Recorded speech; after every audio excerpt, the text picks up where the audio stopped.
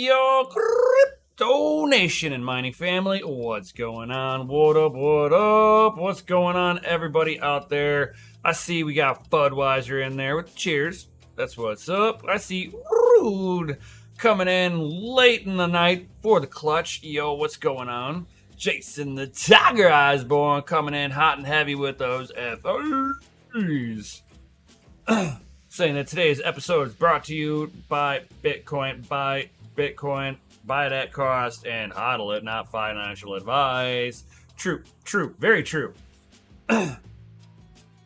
What's going on, Crypto Craig? What's going on, my dude? What's going on? What's up? One of these days, we gotta have that conversation, my dude. One of these days, we gotta have that conversation. But everybody, as you're sliding on in, certainly smash that Lizzie like button, subscribe, hit the bell notification, all that good stuff. I hope everybody's been enjoying my little bite-size updates, my little shorts that I've been popping out there. Hope everybody's been enjoying them. I figure I can just like rapid fire one of those off, you know, once a day or once a week, whatever it may be. And it just gives everybody that 1 minute of quick knowledge there. Bam. What's going on with the mining facility, with my mining farm at the house, right? Yo. Golden Wolf, he's like, oops, you're live. Sorry. Oh, no problem, Golden Wolf. You know I enjoy helping you, dude. He's apologizing because, like, I've been answering questions and trying to help him with his rig and stuff like that before going live. It is all good. That's what it's for. At least then I can, if I'm a little late, I can go, hey, I was late because I was giving out some of that much needed help. So, yo. Did the cats have their chicken nuggets yet? No, they have not. They have been nice about it. I've got a squirt bottle handy for them just in case. And it's like right here. It's like maybe 8 or 9 feet from me, so I can see everything and I can hear them because I don't have that many fans going and stuff like that anymore. So yeah. So I hope everybody's having a great week, having a hump day. Yeah. That's what's up. So let's go ahead and dig into today's juiciness. This is going to be a State of Economics 101, episode 13. Let's dig in here. Bam. So here we are in my favorite little spot here, Trading View. You can get it's like, it's not the be all, end all. It's not like, you know, in my world, the mechanics world, people think that if I break out a scanner, it's going to tell me what's wrong with your car. No. That's not how it is. This is that scanner is basically giving me those tools in order to make the best judgment of what could possibly be going wrong with your car, right? Same thing goes with this tool. This tool just kind of gives you an idea with some data of potentially seeing which way a market is going to potentially go. You're not going to be right 100% of the time. Don't expect it. But we're going to see it, that this is a great tool in your arsenal. So we got the S&P 500 kind of flatlining. It's been ticking down just a pinch here and there, but not much overall. NASDAQ 100 is down about 1%. The volatility of the S&P 500 is a positive, almost a 0.5%. That just means that you're able to arbitrage the market. There's a lot of chop in there. The U.S. dollar has been kind of flatlining, toe tapping right around that, you know, right around that 0.5% loss so far. The dollar index was at about 104. We're now at 101, just under 102. The Dow Jones, the Dow is flatlining the same way. Nothing really going on with that. The Russell 200 index is down almost 2%. That has MicroStrategy and ARK Investment in there, two predominant funds that hold on to a lot of Bitcoin, guys. A lot. Stocks kind of going down as like I always tell people, when the US dollar strengthens, assets drop in price. So AMD has been on a tear for a while. We're now finally seeing their market pull back. Apple's been kind of on a pullback since the beginning of the year. Tesla's been on a pullback since Elon Musk decided to have a pissing contest with the government. Amazon being down, that's not to be unexpected as consumers go back to their original purchasing habits.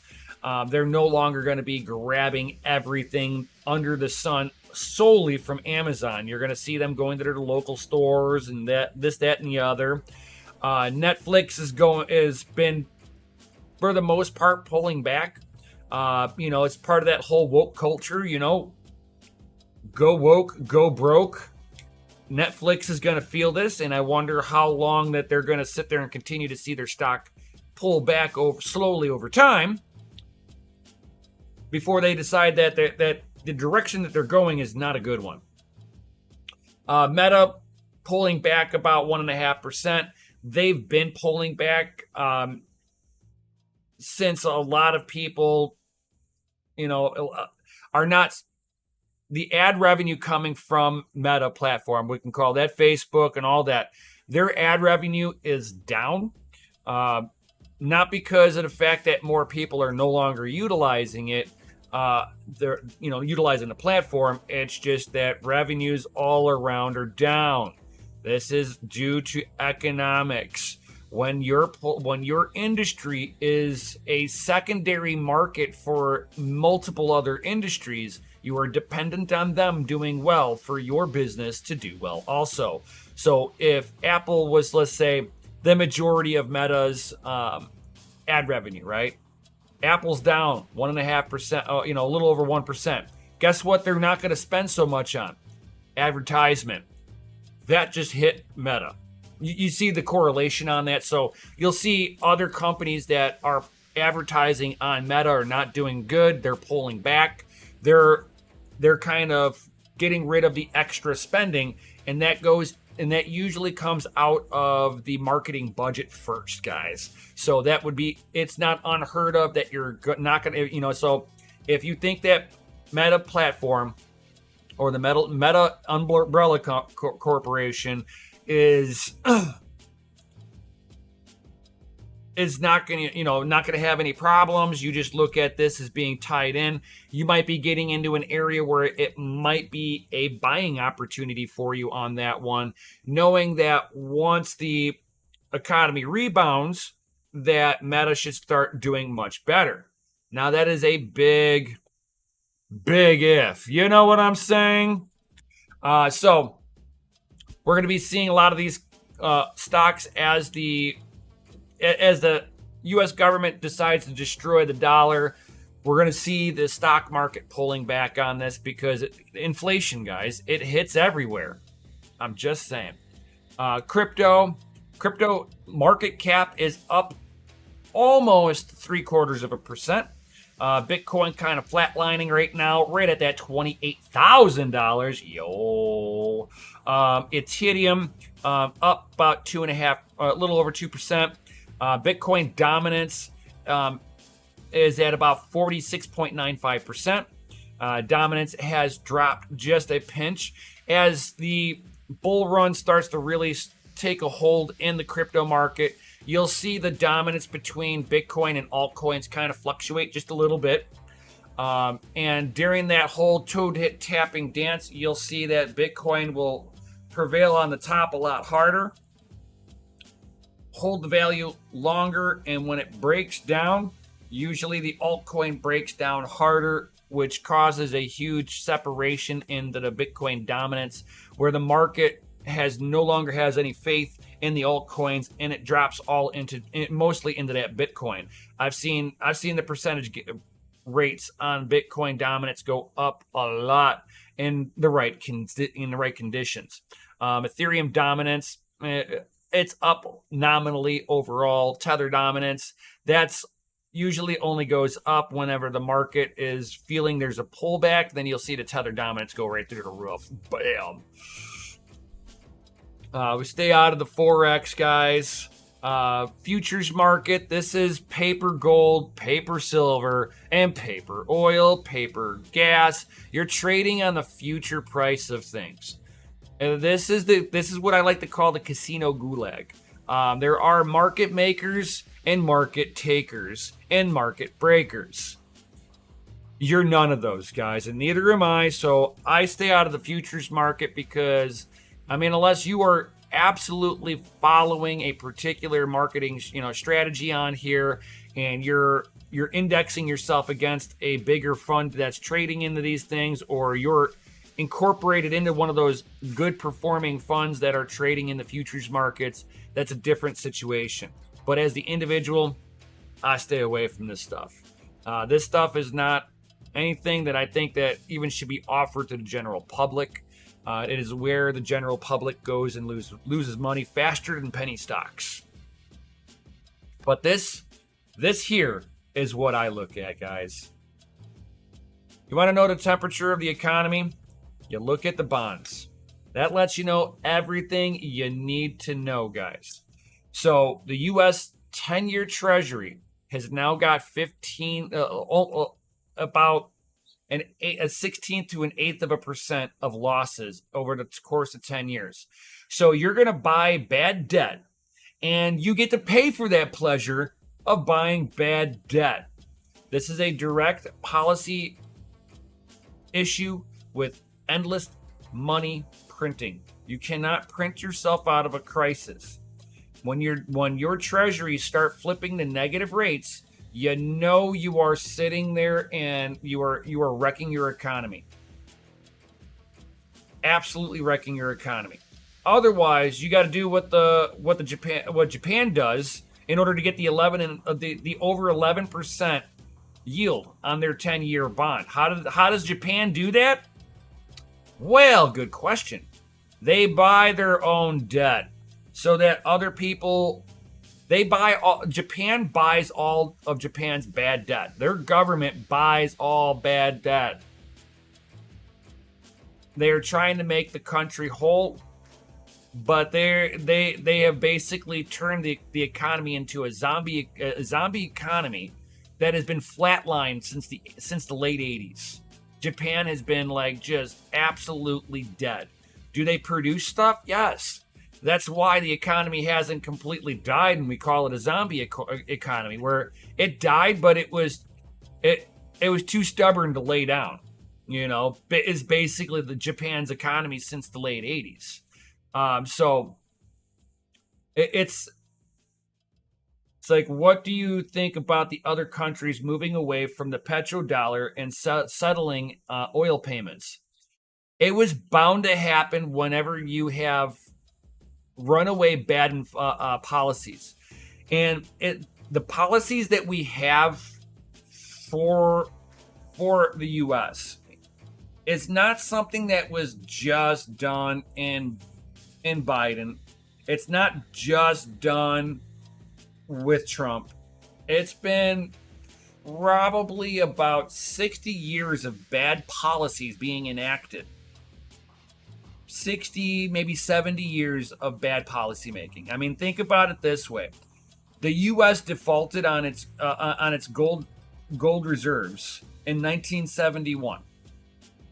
So when we got pulled off the gold standard in 1971, that was the first time the U.S. defaulted on its obligations to pay repayments on all agreements. We defaulted in 1971. Went to an all fiat standard, and here we are, basically running up the inflation. So we basically have a Weimar Germany right now. We have we have a banana republic, and we have basically manipulated hyperinflation. I'll just call it like that. I would say that this is manipulated hyperinflation. So if you did everything you tried to do to hide the hyperinflation, they have done a good job at it. Not really, but they've done. Japan is the linchpin to the whole system. What's up, Kyle Rosa? Yeah, I mean, if Japan falters, that's going to be like the canary in the coal mine, in almost in my opinion, because if Japan can't keep a zombie economy going, the rest of the world is screwed. What up, Gundy? What up? What up? But yeah, I mean, we'll see how Japan really fares out in this really weird market that we're sitting in. I mean, considering that we're seeing that Japan's 10-year yield is at 11.62%, that's already troublesome. But when it comes down to the petrodollar moving away from this to, let's say, everything's going to be basically yuan, right? If Japan not Japan, if China becomes the world reserve currency,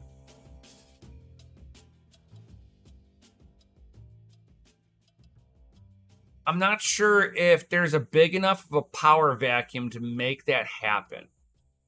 It's possible. I'm not putting it off the table.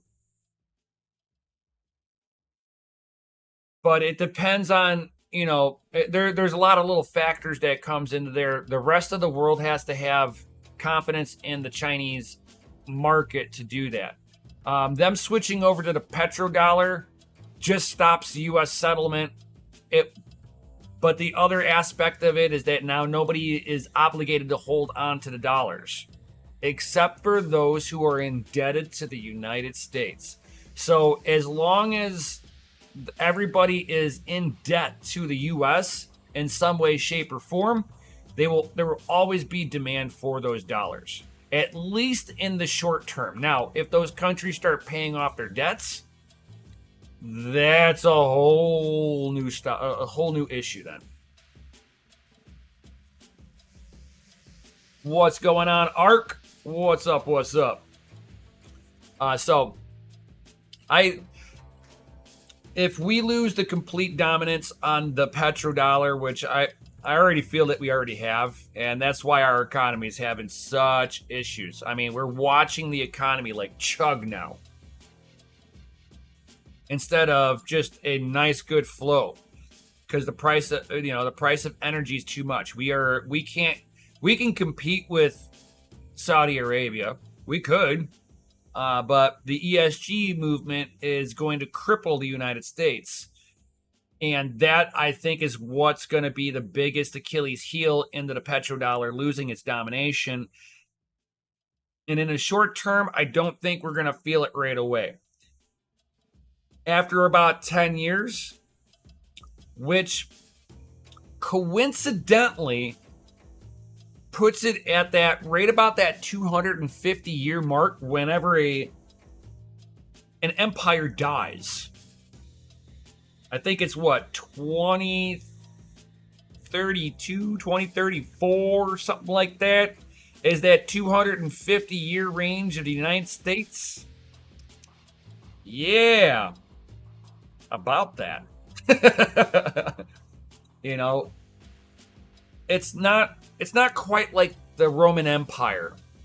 I mean, history doesn't repeat, but sometimes it has a rhyme. I'm just saying. I know the Saudis already told Biden to go F off while he was fist bumping somebody that he had condoned as being a murderer. It is though it's like, you want to show the world how weak you are? Biden did it. They were all afraid of Trump doing it. It's like, nope, Biden did it. It's an unfortunate thing that's been going on, is that Everybody that was saying that, oh, all this stuff, this bad stuff was going to happen under Trump. It's not happening under Biden. Made us look weak. 100%, Kyle. 100%.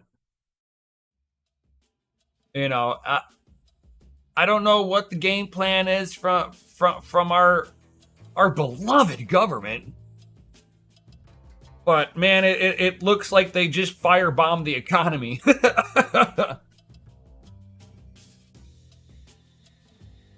And we don't have anybody that wants to hold these people accountable for this stuff. But there's caveats to this stuff, right? I mean, Bitcoin's doing good. I mean, Bitcoin's doing amazing. I cannot complain about Bitcoin. And I can't complain about Bitcoin.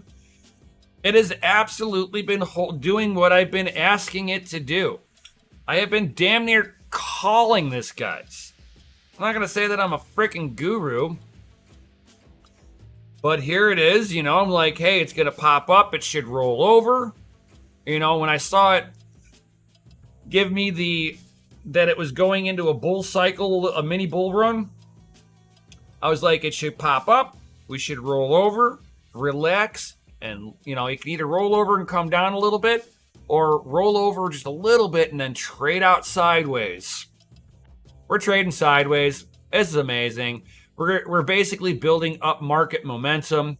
And if you really look close here, I have a market buy signal that looks like it's trying to print. The government just said that that they're gonna help out specific banks. So our government, Janet Yellen, the Federal Reserve, and Congress will sit there and pick winners and winners with banks. Anybody else is gonna have a bad bank. So if you're not in a bank that the government deems as too big to fail, your bank will be left out high and dry. Good luck if you have any money there. There will be no money for you. They have basically stated that. It does not matter if they are FDIC insured. They will be hung out high and dry. So there's only so much insurance that is covering each branch. And you're going to find out how much of each branch, each bank that you have, how much that FDIC insurance is actually going to cover for you. It's going to be little to next to nothing. They say that you got about $250,000 worth of FDIC insurance on your account. We'll see how far that really is. We'll see how far that goes whenever there's a bank run going on with the rest of these little banks, as everybody shifts themselves into the bigger banks that are deemed, too big to fail. The government is just enacting the worst possible policies.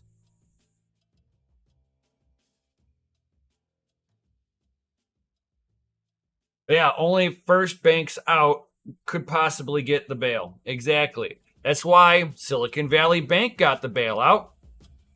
They're going to cover every depositor from the FDIC insurance. Guess what? There's no more money left in there. That freaking account's broke. Who's going to bail out the rest of them now? Me and you? Just saying, right? I mean, we are looking at the precipice on this one. Check this out. So Fed liquidity injections drive down U.S. Treasury yields, but not the price of Bitcoin. So with them sitting there driving the liquidity into these banks, it's basically turning these Treasury yields negative. How bad is that going to hit the banks now? These banks are the same people that are holding these Treasury bonds, and now they're going to have negative yields on there. And where are they going to get the liquidity to be able to, these smaller banks that are now tied in with this stuff, right? That's why I constantly sit there and I go back into it, and I look at these 10-year treasury bonds. These garbage bonds are the same things that the banks are holding. And now it's now yielding out less yield now. We are going lower and lower, guys. Less yield. This is going to start crushing banks because this is the bad debt they have on there. So this thing is basically paying just a pinch over 3%. In order for these banks to really survive, they need the 10-year treasury to be about 5% right now. That's why all the banks in the U.S. are on the verge of collapse. Because their loan rates right now are 5%. Their treasury bonds are only at 3%. That's like less than what I'm paying in interest on my house loan. It's what this 10-year treasury bond is paying. So they're better off giving out loans to people than holding on to bad debt. But then you've got to sit there and hope to God that the person you're loaning that money to buy a house isn't going to default on that house because the job that they had just downsized because of inflation. So now the banks are stuck in a rock and a hard place because they want to give loans out to people to get houses, even first-time home buyers, but they can't afford to be stuffed with a default on that mortgage. They can't go. They're not in the business to go selling houses. They're not in business to go repo houses. They're there to allow home buyers to get loans, and then those home buyers need to pay those loans off for the world for the banking system to work properly. And they are too scared to be doing this right now, which is starting to lock up the system. That's why we just saw one of the largest banks fail. We're starting to see the economy starting to lock up in places. It's like, bam, a brick wall hits in. It's like, can't turn on the tube anymore for news. 100%. It's absolute garbage. They're not even talking about this stuff. They don't want to sit there and be the guy that is the doom and gloomer and going, it's happening. We're on the precipice. Bank failure after bank failure. They're all padded up with bad debt, guys. 100% bad debt. And if you start pushing what you can sell off to get more liquidity so you can have cash to be able to cover stuff, right? There's a point where you can't sell enough of it to keep the liquidity. Silvergate Bank found that out. SVF, right? Yeah, Silicon Valley Bank, they found out about that. Everybody's on that precipice. So if the market falters at any point right now, we're going to see a bank run. And we'll see how much money people really don't have and how quickly the U.S. turns broke overnight on this. But you know what? It's not affecting Bitcoin. Bitcoin just rebounded from a pullback. It was like, oh, okay, we're gonna pull back here a little bit. Oh, the world's still on fire. Everybody back in the pile. Get back into Bitcoin, right? That's basically what we're starting to see here. And it's not like the U.S. national debt here is going down. If anything, it looks like it's speeding up from the last time I looked at it a week ago. It looks like it's going way, way faster. And they're not even pulling in enough to be able to pay the interest on the loans. Yo, what up, Automatic Beats? People would rather hear a convenient lie than the hard truth. 100%. And unfortunately, my mother, happens to be one of them. It's easier to hear that it's somebody else's fault that did it first. It's all this guy's problem. X, Y, and Z happened because of him. So I'm here to fix. I'm the knight in shining armor. That guy is the Black Knight, and I'm gonna fix everything. And it's like, oh wow, look who's the kettle calling the cat. Look at the kettle calling the cat black. So yeah, it's like people want to blame the president for things. It's not the president's fault for bad policymakers coming out of the House and Senate. The president is not the House and Senate. The president is a tie-breaking vote who can be vetoed, can be overvoted. He is not the end-all be-all. He is not the dictator. So Obama, Trump, Biden, put Bush Jr. or Senior, doesn't matter unless they did something, like a Nixon type of deal, where Nixon had Watergate scandal. Outside of that, no. It's like I don't see anything being blamed on the president outside of a policy that he, an executive order is the only time you can blame something on a particular president is a bad executive order. Outside of that, it's like it's the House and Senate. You want to know where all these bad policies have been going? What I can blame Biden over is his lifelong career in the House, in Congress. His bad policies that he's been pushing through. Not him as the president, him as the senator. Biden's a horrible senator. He helped put in bad policies that have enabled the national debt here to get out of control the way it is. Not saying that he is the direct cause of it, no. But he has helped enact the very bad policies that have allowed this to happen. And what? Are they going to try to collapse the system to the point where we can default on it and pull in Argentina? Because, Argentina's only defaulted on their currency 4 times. 4 times. In my lifetime. 4 times. Argentina has defaulted. That's economically worked out for them and their people. Nobody died during that every time they had a collapse. Bad debts from the government never kill people.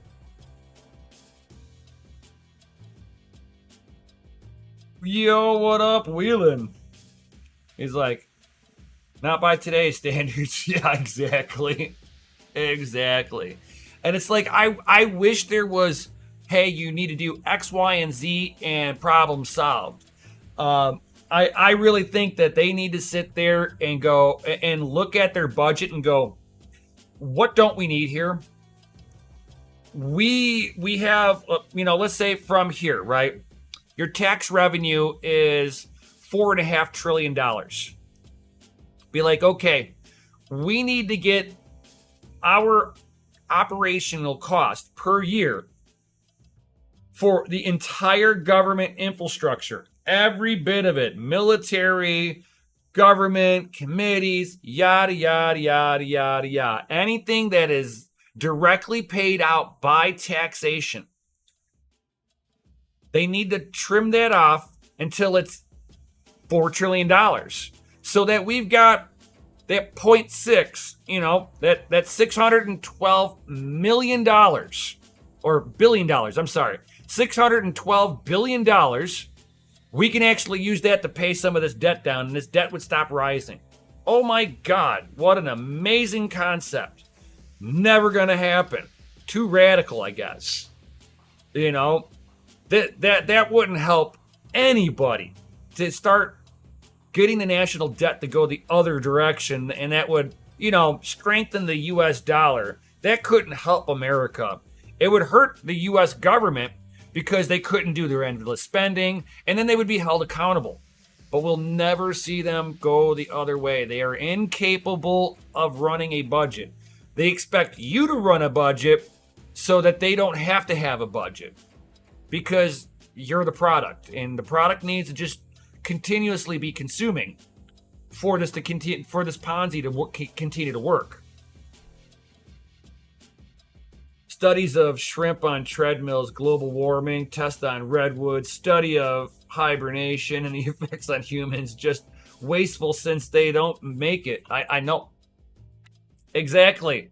We need to sit there and just get rid of the useless garbage out of our government.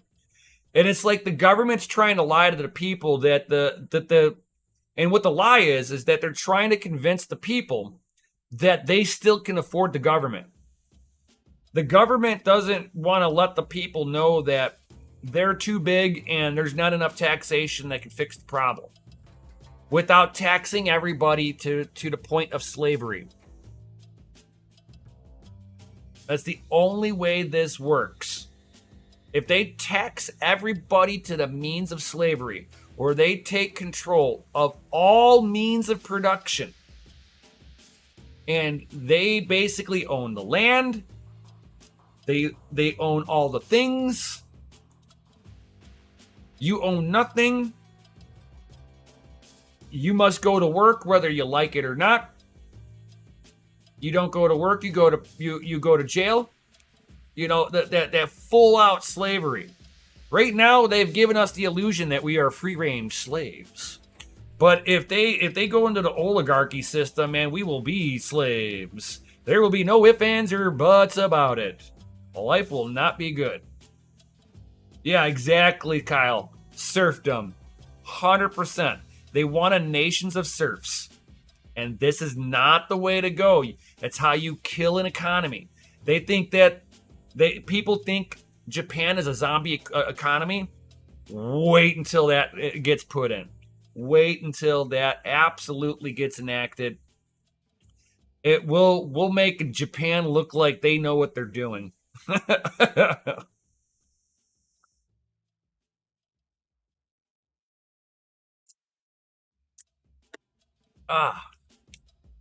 So, yeah, I'm really curious to see how they're thinking that they're gonna be trying to dig their way out of this.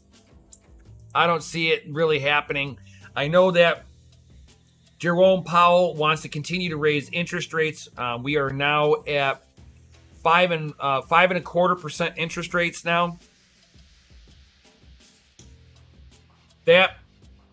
What that's going to translate into, guys, is at some point in time, people are not going to be able to afford the loans. And they still have to answer to their stock shareholders.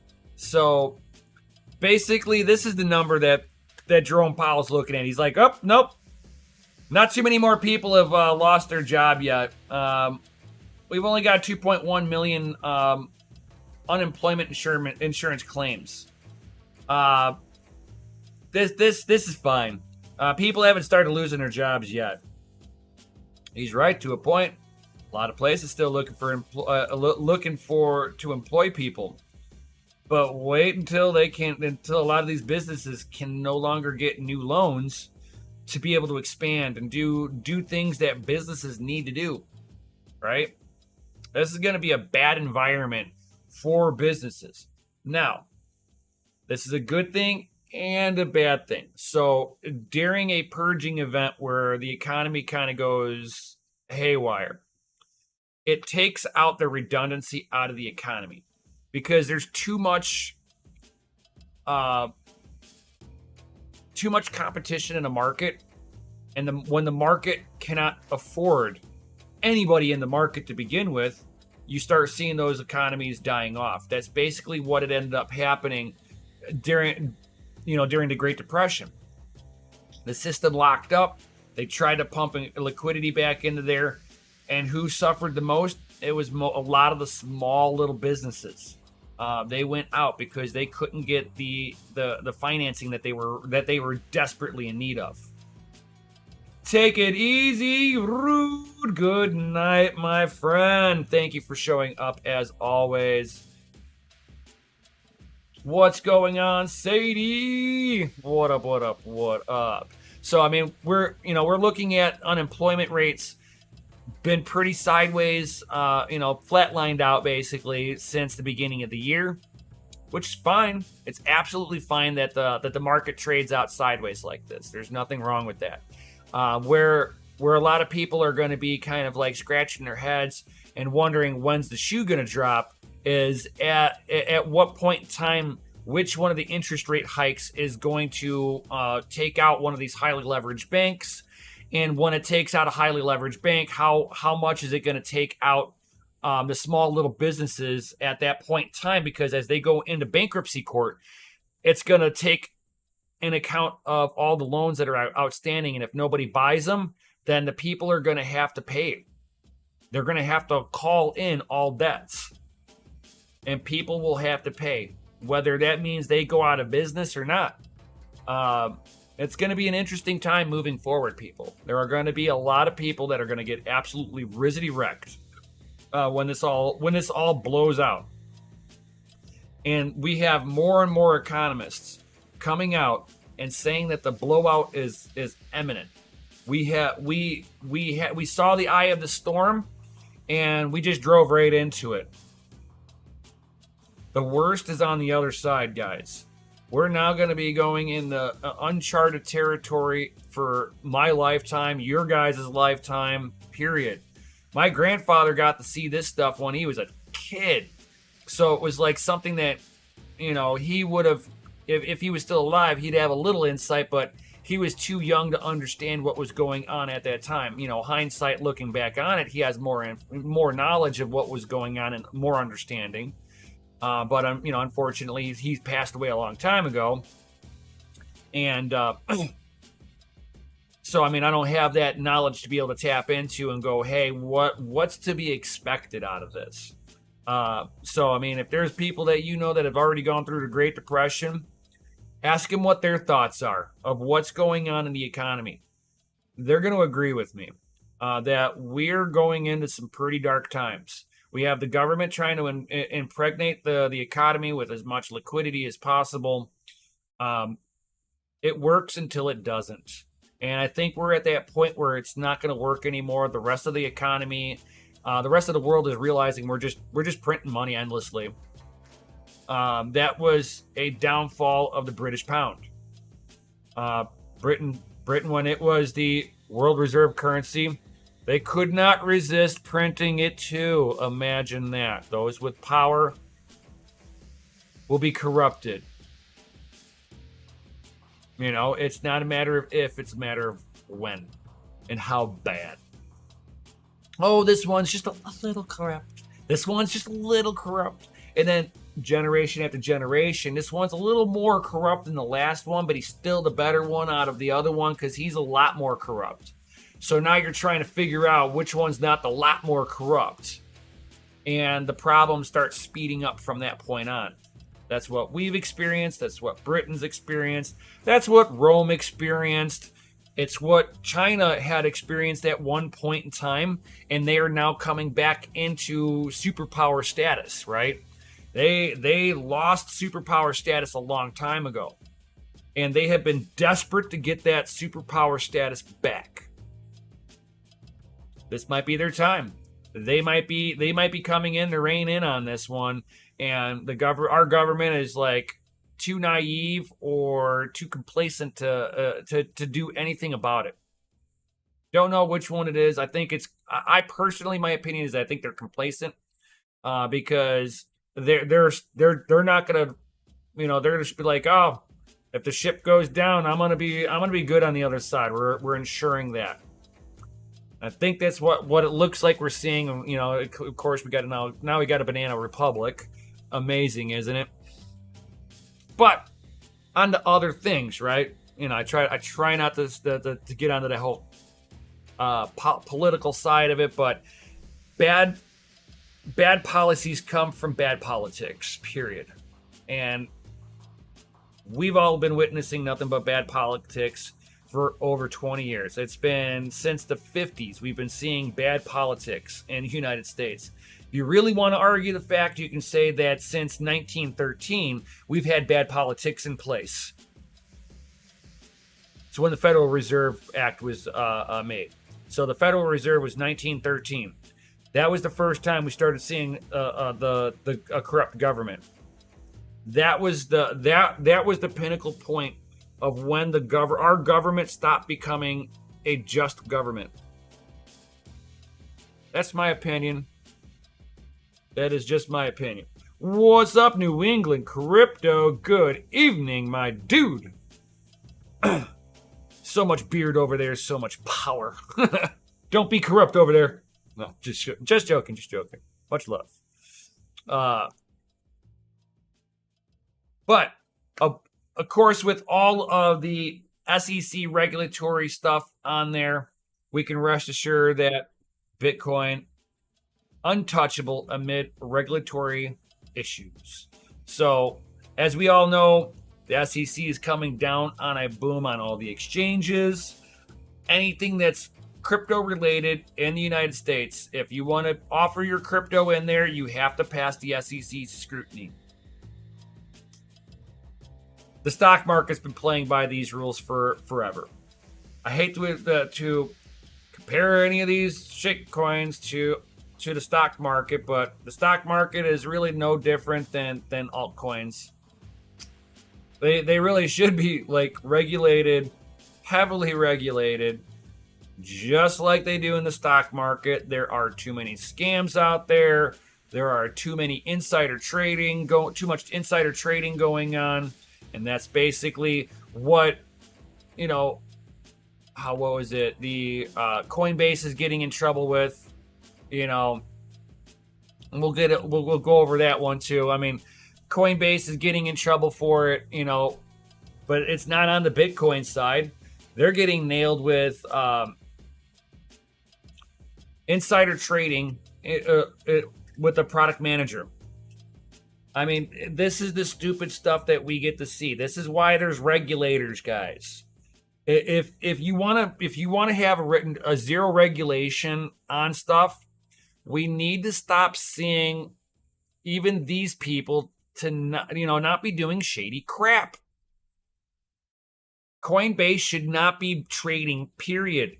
That is something that if you're going to trade, you either do it with your own personal accounts, or you're doing it on behest of on the behest of people paying you to trade for them. There's a difference between having a trading desk and trading for people, just like you would with a stockbroker. They do all your trading for them. You give them, your parameters of what your risk tolerance is, and then they trade on your behest. SEC should be regulating on top of this, and Coinbase should not be trading themselves. Period. 1. 2. There is no other trading desk that I have ever seen that insider trading to big whales is permitted. How many times we have to see people getting slapped with fines over this? It's the stupidest thing. You want to see them you want to see the least amount of regulation? Everything needs to be done properly. You look at what the regulations are for the stock market, and you go, well, as long as I don't do anything like that, I have nothing to worry about. And behold, here we are, SEC slapping Coinbase with insider trading garbage because why? They're wanting to make a little more money. It's what it is at the end of the day. It's a bottom dollar at the end of the day. Insider trading, I don't condone it from any company. Now, if you are inside of a company and you are trading in your own stocks and it's your own personal account, that's one thing. Again, I don't have a problem if the Coinbase manager were to be sitting there and buying buying coins himself. I don't care. You're in crypto, you're probably going to buy some stuff. But you shouldn't be sitting there and telling other people about it. Period. This stuff has gotten people in trouble before. Like, LOL miner is winning so far in your overclocking test. Nice. Good to hear. And then it's like FTX should never have happened. FTX is what lit the fuse on this powder keg. that's going off in the crypto industry. So thank you, FTX, for allowing this. Thank you, Celsius. Thank you, Scam Bankman Fraud, and thank you, Alex Mashinsky, for absolutely basically shitting where you sleep. You got to be the most. These people must be the most brain dead people I've ever seen. Good God. And I don't even care if they ever found out that I said that. I would say it right to their face. It's like, this is what's going to bring in overregulation in a lot of the market. And at this point, I don't even care. There is so, like, I've been in the market, in this industry since 2018.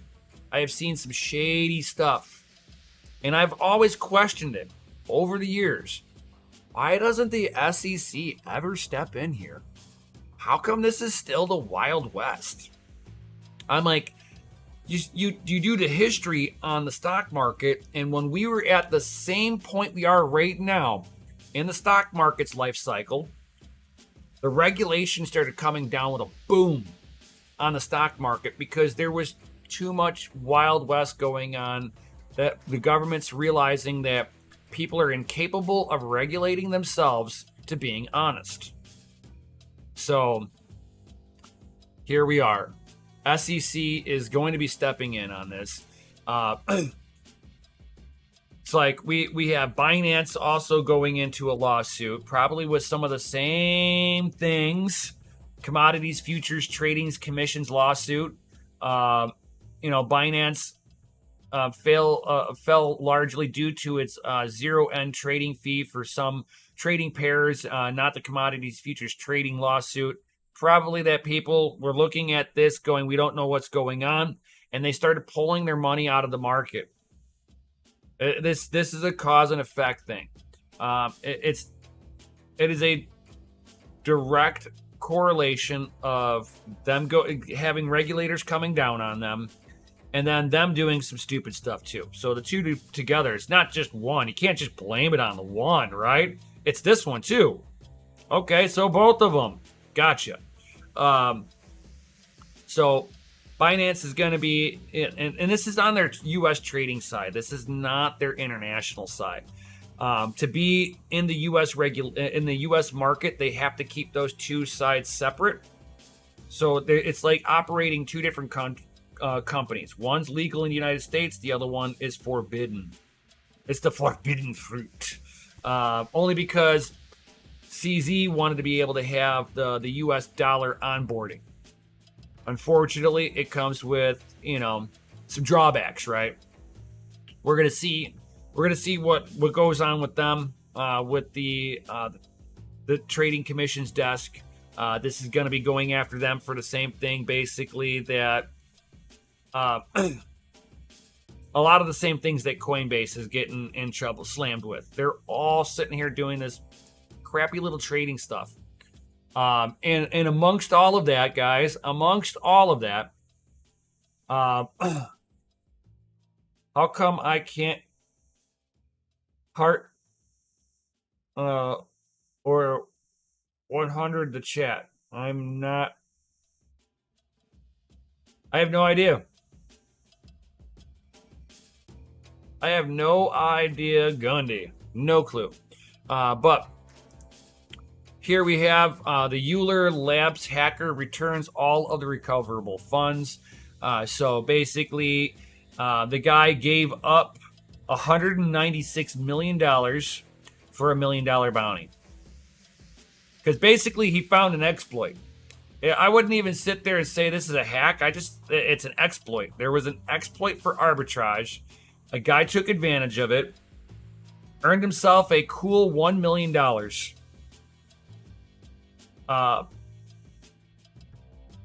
Good on him. I guess this is more of a... I wonder if he said anything beforehand to Euler Labs before he pulled it off. But, it looks like they're going to be getting all their funds back. So if you're utilizing Euler Finance, You should be able to get your recover your funds at some point. And there's no more $1 million bounty on there. Hopefully they patched up past this. They've been in contact with the guy back and forth for over 23 days, eventually leading the hacker to doing the right thing, right? It's like one of those things. You steal $196 million. Where the hell are you going to spend that? I mean, let's be real. You can't buy anything new. No new cars. You can't buy a house. I mean, like, you are really stuck on what you can actually purchase because you've got to prove where your finances are coming from. I mean, unless you sit there and you can go up to somebody personally and be like, hey, you own your house outright? You got the deed to the house? I'll buy it off you right now. What do you want?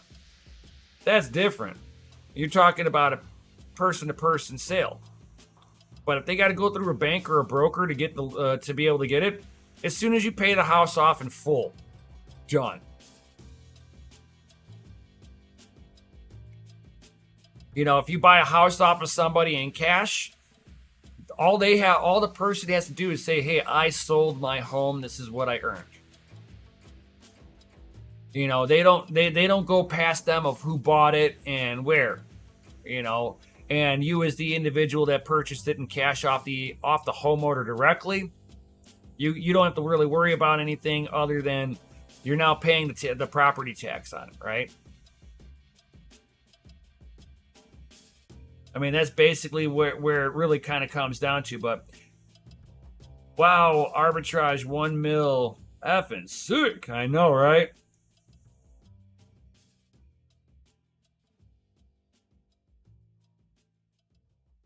Like, you can also fill out some forms they don't tell people about and get the actual land title as well. No more property tax. That I think depends on the local jurisdiction for that one. I think it's Wyoming is one of them that allows that. Crooked Noise does not. New York does not. California does not.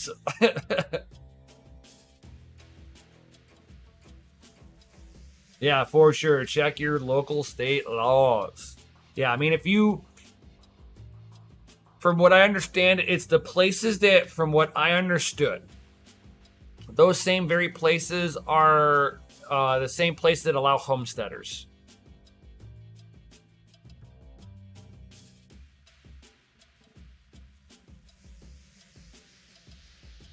So it's like a special exclusion for people who have a homestead because they don't really have a technical income because they're living off the land.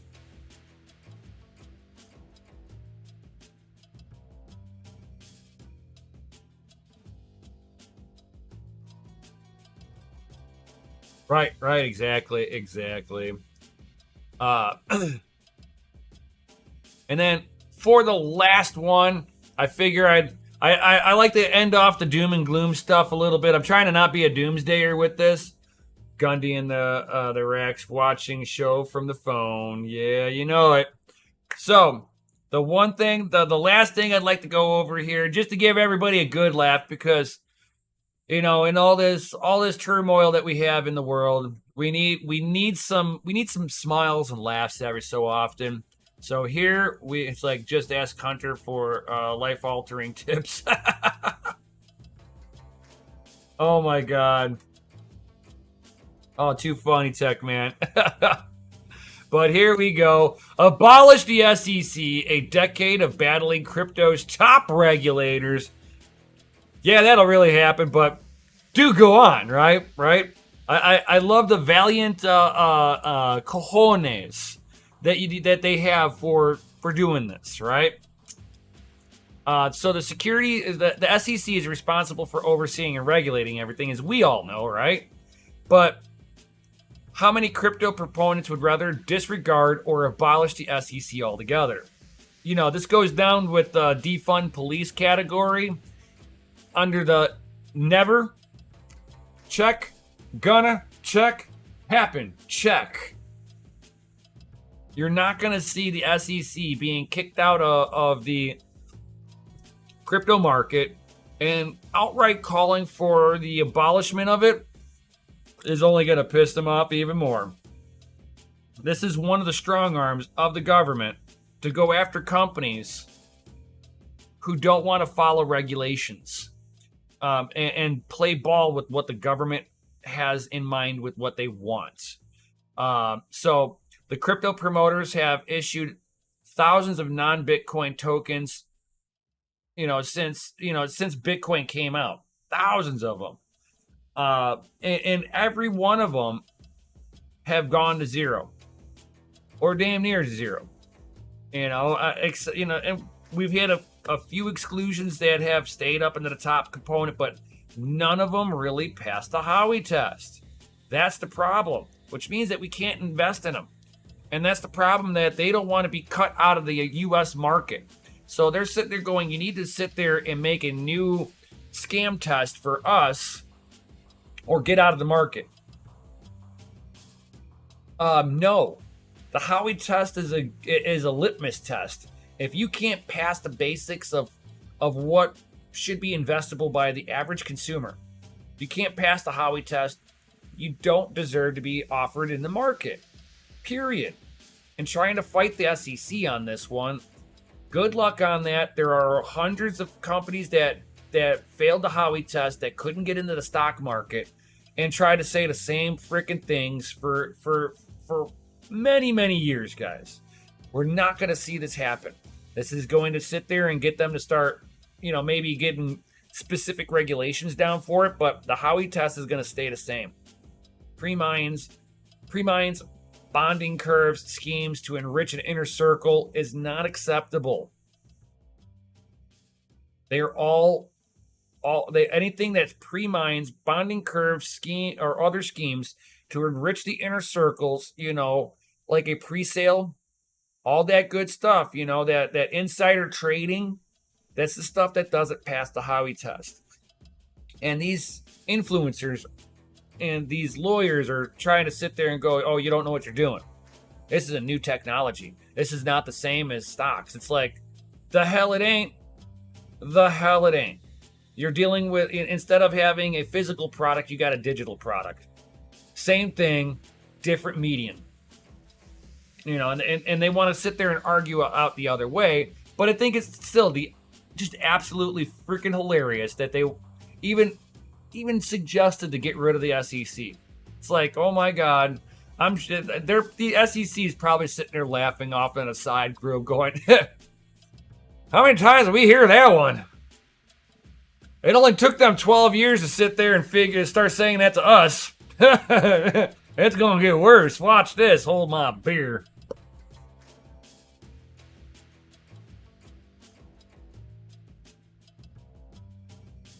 It's like warehouse full of palleted money stores. But you can only tell. It's like warehouse full of palleted money stores sometimes, but he can only ever tell us some details. Yeah. The gas people are the worst. Yes, they are. Well, not really. I wouldn't sit there and say the gas people are there's more caveat that goes into that if you're talking about like energy and stuff like that. That's like a whole different ball game, because like a lot of people don't realize, like, when you fill up your gas tank, did you know that 50% of the money that you spend per gallon goes to the government? Yep, not the state government, not your local government, federal government. It's about a 49% tax on it. Goes directly to the federal government. That's why when the state, whenever Illinois waived the fuel tax for the state, my price did not really go down.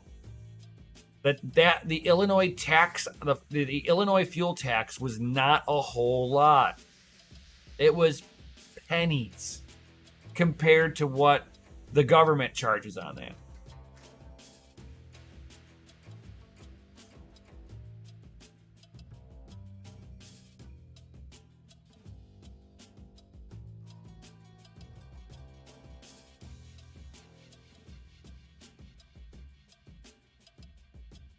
Because, like, you go to, like, I used to work at a gas station way back in the day.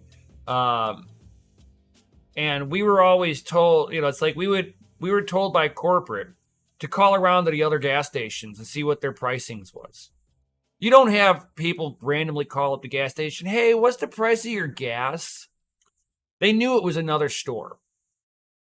So you have that going on, where gas stations are calling other gas stations to make sure they're trying to be 1 penny less than the other guy. Or they'll tell one of their attendants, hey, go drive around to these 4 gas stations and see what their gas prices are and report back. And then they'll make sure that they're 1 penny less than all of them. Just so that everybody goes to them. And then later on, whenever the inflation really started happening, I went into a gas station. They were like, oh, all these energy producers, they're gouging because they don't want to produce gas for us without charging everything to us. They're trying to take advantage of it. And at that point in time, I just learned that 49% of the tax goes directly to the government. So if you pay $3, per gallon, $1.42 is going directly to the government?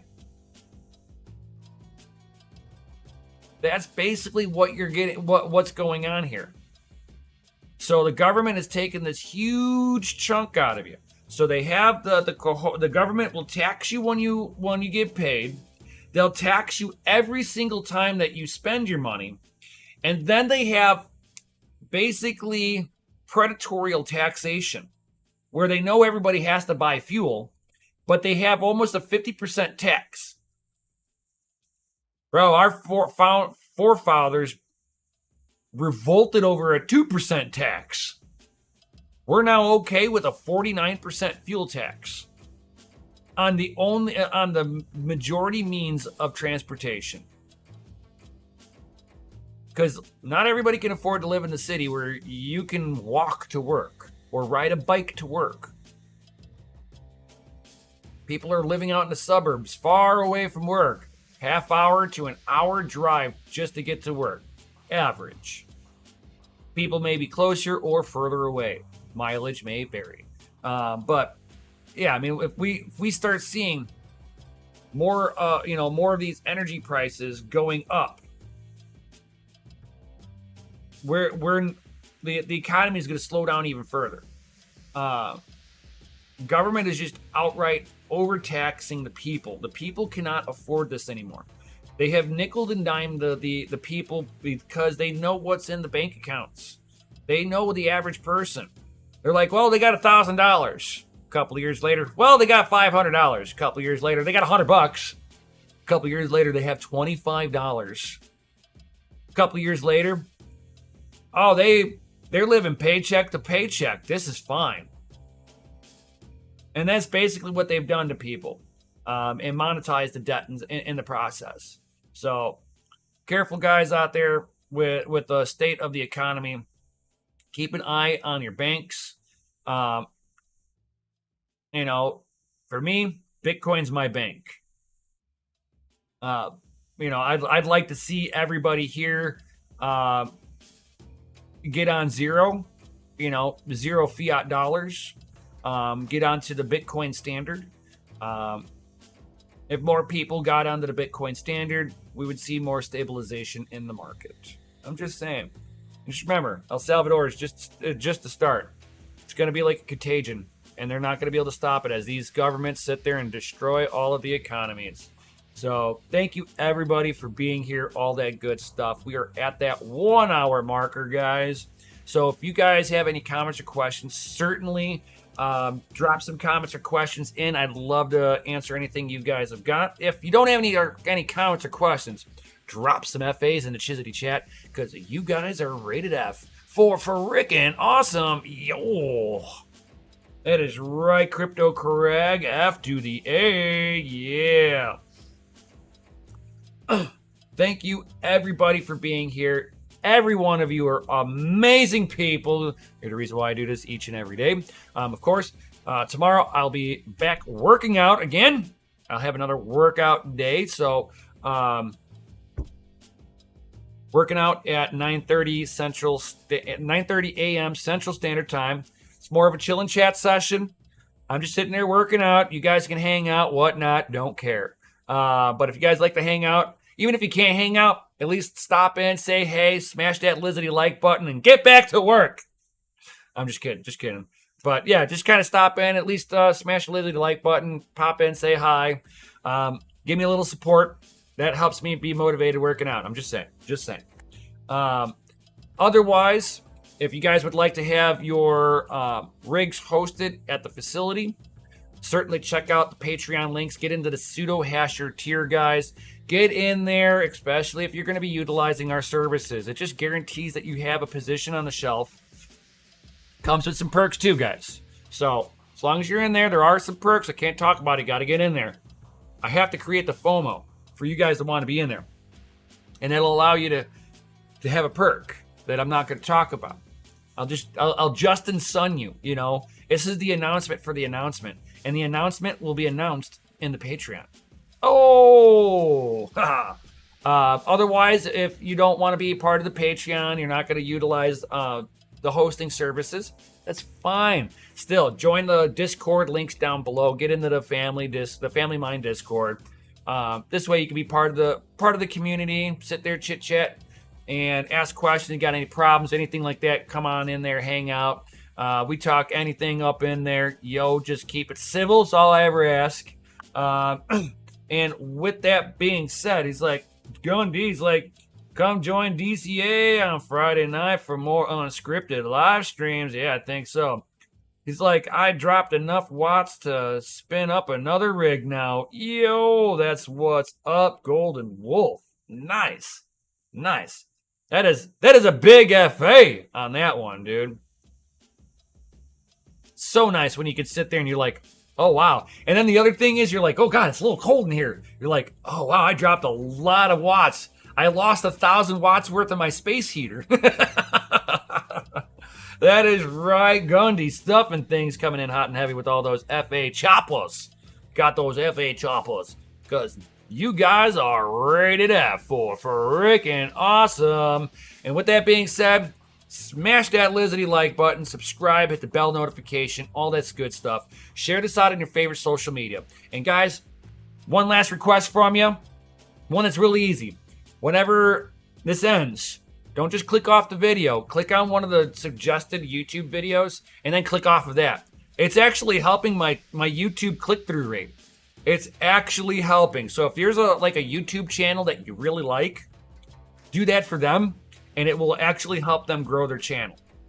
It's a small little data metric, but it means a lot on the backside. It really does. It's just I didn't think it did mean that whole much, but there's been a few people that have been participating in it in this little ask of an experiment, and it's actually been working.